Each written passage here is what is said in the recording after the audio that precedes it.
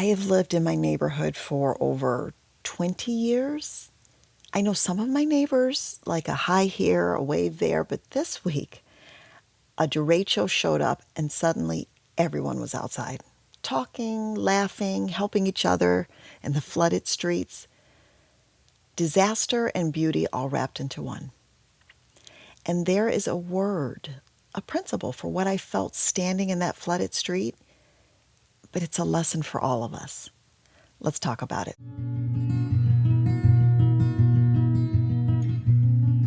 Welcome to A Beautiful Fix. I'm Tracy Hill. Each week we'll dive into the latest thought gem, recharging and reconnecting with what lights you up and makes you feel alive. Let's discover your next beautiful fix together. Hey, real quick before we dive in, you're powerful. And sometimes you just need someone to remind you what's already in you. That's what human design does. It's the difference between guessing and knowing. So you can stop searching outside yourself and start trusting the answers within. I promise you they're there.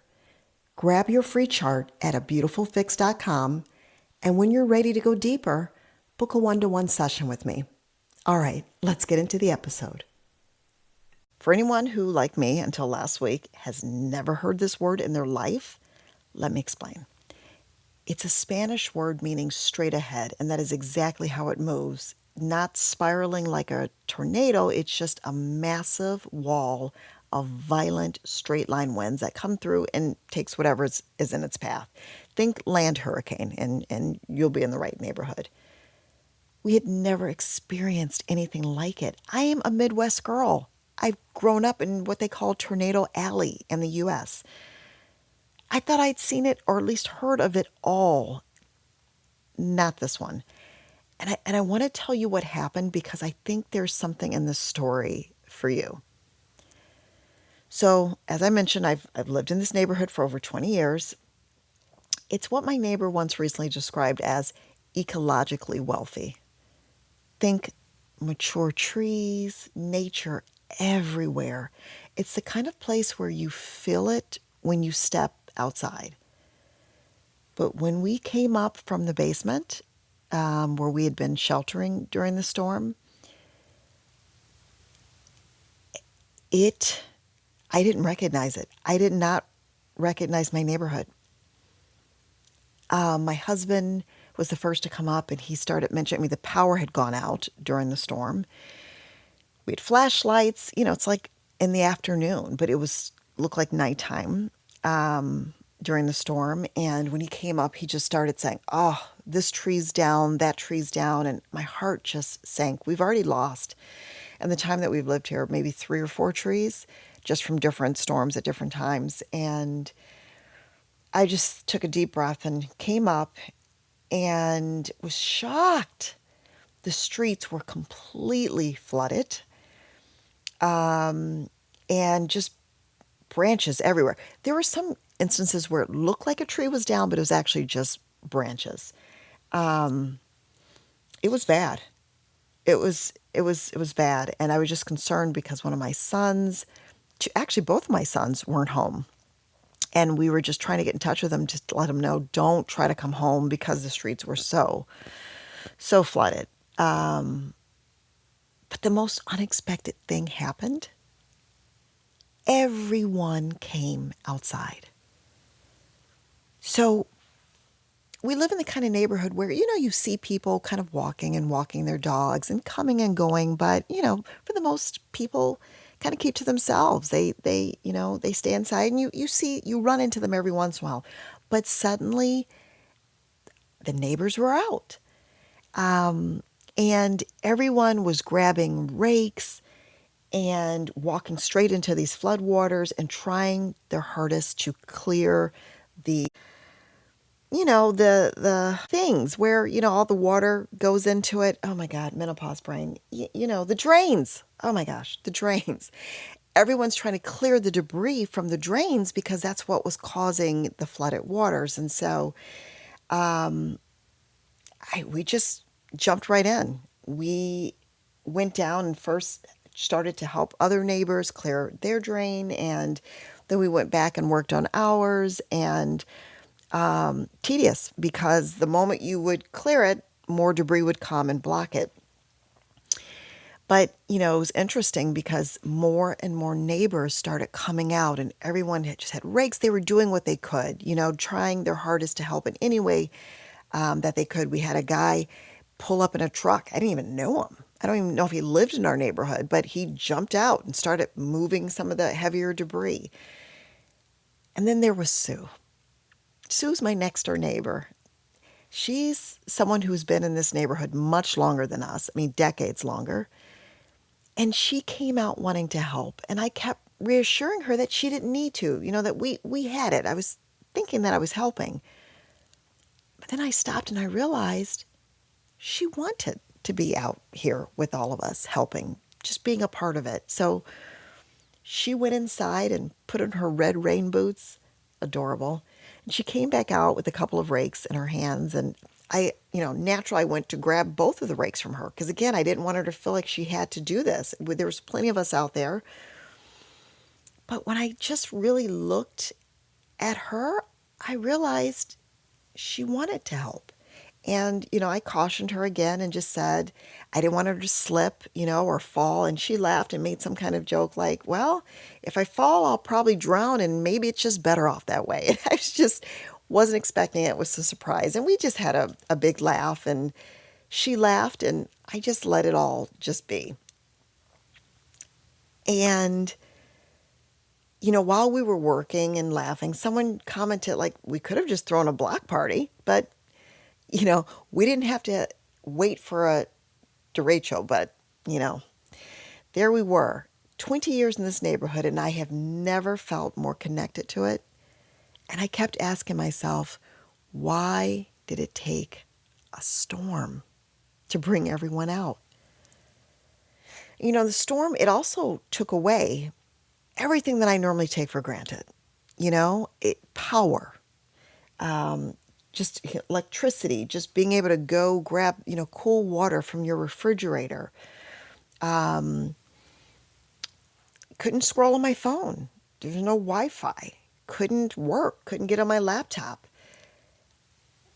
And I found myself reaching for books. I mean, I read all the time anyway, but there were certain books that I kept reading and putting down, and I pulled those out and started, reading those, and just family time.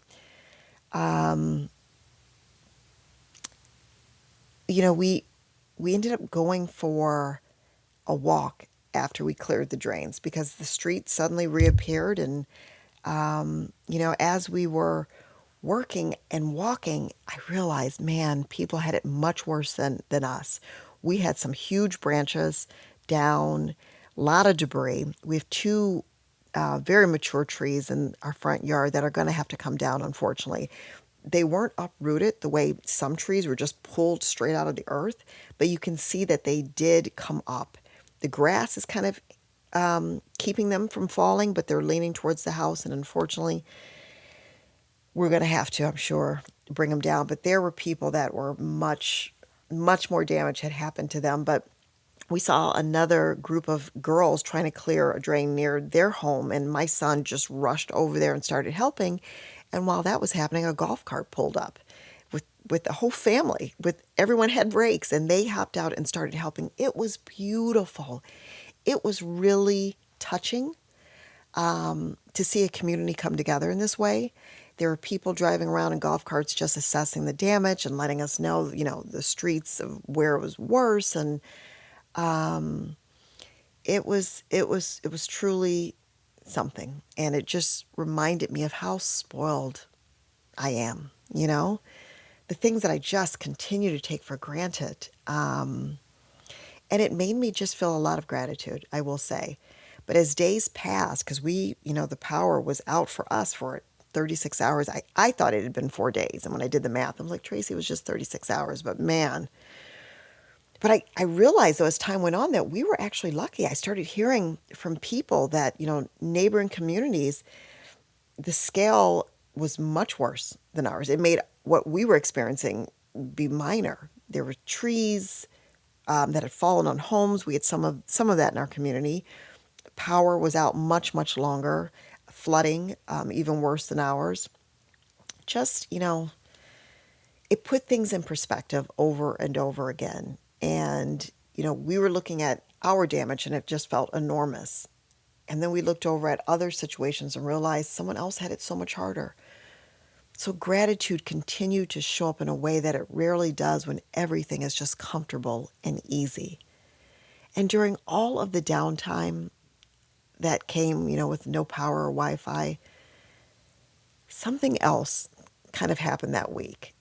I finally cleared out the room I've been avoiding. We talked about that, the closet that I needed to clear out. Well, I did my whole bedroom, the bookshelf, the nightstand, underneath the bed, which the cat hair situation there, I was not prepared for. The corporate clothes that I talked about, the costumes from my former life that had been hanging in that closet for years, gone. Finally gone. Although I will say that the other day I was downstairs in the storage in our basement, and there's even more down there, but we're just going to let that one marinate and move on. So between the storm and the neighbors and Sue and her red rain boots and finally letting go of that closet, it was just one of those weeks that stripped everything back. And what was left underneath all of it had a name that I only recently discovered. Santosha. Santosha, it's the second niyama. So quick context. We've spent time together on the 5 yamas, the ancient guidelines for how we move through the world around us. And the niyamas are the inner work, how we move through ourselves. And Santosha is the second of those 5 practices. And it means contentment, complete contentment with what is right now as it actually is. And Deborah Adele, she describes it in her book, The Yamas and Niyamas, as taking refuge in a calm center, opening your heart in gratitude for what you do have, and practicing the paradox of not seeking. And when I read that, I thought, I live that. I lived that this week. Standing in a flooded street with a rake, I wasn't spiraling about the trees or the power or the damage in that moment. Something in me just settled into what needed to be done and who was beside me doing it. That was the calm center. The gratitude came naturally. And for once, I was not looking ahead to when it would all be fixed. I was just in it. And that is Santosha. And Deborah shares a story about a little girl standing on her front porch, gazing into the distance, thinking, somewhere out there, people are having so much more fun than I am. And she points out how innocent that longing looks when we see it in a child, and how that same longing amplifies. It's amplified by every advertisement we have ever consumed. It's the thing that keeps contentment permanently just out of reach. We're always getting ready to live. We cannot wait to grow up, get out of the house, finish school, land the job, take the vacation, hit retirement. And in all that getting ready, we never actually arrive in the life that is happening right now. She also talks about the fence, how we look over at someone else's life and see what is missing in our own. How looking over the fence moves us into lack, and how looking inside the fence lets us find what is already there. I experienced that this week, feeling like, why did this happen to us? Others have power and no down trees, but then I also quickly realized that there were some who were going through so much more, and I realized all that I do have. And then there's Sue. That little girl on the porch is looking somewhere else, wishing she were there. Sue put on her red rain boots and got completely absorbed in exactly where she was, laughing in the rain, raking a flooded street, fully in it. So many of us, as we age, we restrict ourselves. We squelch the sound of that little girl in all of us who still wants to put her red boots on and experience life, even in a flooded street. That is Santosha, a woman in red rain boots on a Tuesday in a flood. And there's a story in this chapter about a man who was asked the secret to his longevity at 116 years old. And his answer was 7 words. When it rains, I let it rain. I thought about that, about us standing out in that flooded street. The derecho came. I could not stop it or manage it or wish it away. The trees were down. The power was out. The only real choice was whether to let it rain or spend my energy fighting something that had already happened. We let it rain. And then we went outside with our neighbors. Deborah Dell shared what she calls the thank you game. Just looking for the honest cracks in your day where you could genuinely say thank you to life. Sue in her red rain boots, a stranger jumping off a truck to help, my son crossing the street to help the 2 girls with their drain, cold water from the fridge when the power finally came back on at almost 1 a.m. My family just beside me in stillness with no content, in candlelit rooms through all of it. Thank you, thank you, thank you. And a side note, candlelit rooms are highly underrated. Can I just say that? Like, they are a vibe in itself. Like, we should just do that more often. Again, we don't need a storm for these things. But the last thing I want to leave you with, something that I think is the whole point of this practice and the whole point of this podcast, Deborah shares that contentment is falling in love with your life. Your actual life, the one with the power out and the trees down and the neighbors you've been waving at for 20 years suddenly standing beside you in the rain with a rake. That life. This life. A derecho gave me that this week. I did not go looking for it. It just showed up. But this week, I want to invite you to play the thank you game. Pick one moment today, one thing that was already there that you walked past or scrolled past or took completely for granted.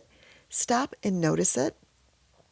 Say thank you to it, honestly, and ask yourself what it would feel like to fall in love with your life exactly as it is right now.